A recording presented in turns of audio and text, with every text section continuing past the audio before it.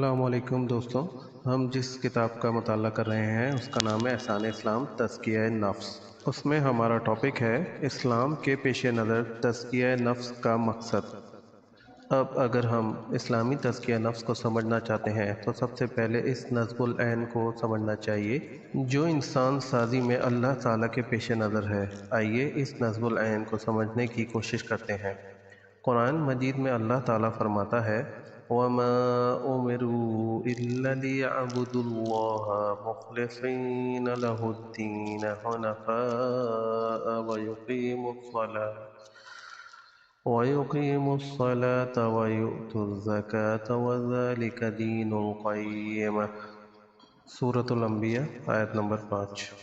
ان کو اس کے سوا کوئی حکم نہیں دیا گیا تھا کہ وہ اللہ تعالیٰ کی بندگی کریں، اپنی اطاعت کو اس کے لیے خالص کر کے پوری طرح یکسو ہو کر اور نماز قائم کریں اور زکوٰۃ ادا کریں، اور یہی دین قیم ہے۔ اور حضور صلی اللہ علیہ وسلم اس بندگی کا معیار مطلوب یہ بیان فرماتے ہیں الاحسان ان تعبد اللہ کأنک تراہ فإن لم تکن تراہ فإنہ یراک۔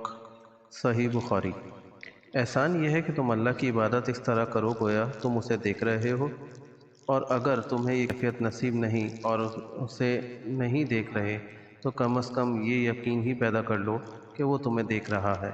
پھر قرآن مجید میں ارشاد باری تعالیٰ ہے وَلْتَكُن مِّنكُمْ أُمَّةٌ يَدْعُونَ إِلَى الْخَيْرِ وَيَأْمُرُونَ بِالْمَعْرُوفِ وَيَنْهَوْنَ عَنِ الْمُنكَرِ وَأُولَئِكَ هُمُ الْمُفْلِحُونَ۔ سورہ آل عمران آیت نمبر 104۔ اور اے مسلمانوں، تم میں سے ایک جماعت لازماً ایسی ہونی چاہیے جو خیر کی طرف بلائے، نیکی کا حکم دے اور برائی سے روکے، یہی لوگ کامیاب ہونے والے ہیں۔ اس سے معلوم ہوا کہ اسلام ایسے انسان تیار کرنا چاہتا ہے جو فرداً اپنی گردن سے تمام بندگیوں کے حلقے اتار کر کسی مجبوری کے بغیر خالصتاً اللہ تعالیٰ کی بندگی کا حلقہ اپنی رضا و رغبت سے پہن لے، اور پھر اللہ تعالیٰ کی اطاعت اس غلام کی طرح انتہائی وفاداری، محبت، خوف و خشیت اور حسن کارکردگی کے ساتھ کرے، جو اپنے آقا کو سامنے کھڑا دیکھ کر محسوس کرے کہ آقا کی نگاہ اس پر ہے، بہتر سے بہتر انداز میں کام کرنے کی کوشش کرتا ہے اور ڈرتا رہتا ہے کہ اس کی کوئی بات یا عمل آقا کے غضب کا باعث نہ ہو۔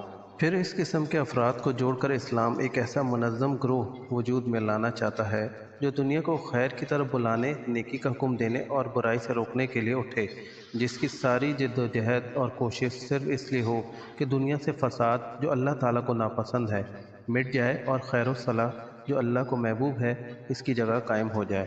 جو خیر کا علم ہاتھ میں لے کر دنیا بھر سے صرف اللہ کی خاطر لڑ جانے تک تیار ہو، اور پوری دنیا سے اس کی کشاکش صرف اسی ایک بات پر ہو کہ اللہ تعالیٰ کا کلمہ سر بلند ہو جائے اور اس کے آگے سارے کلمے دب کر رہ جائیں۔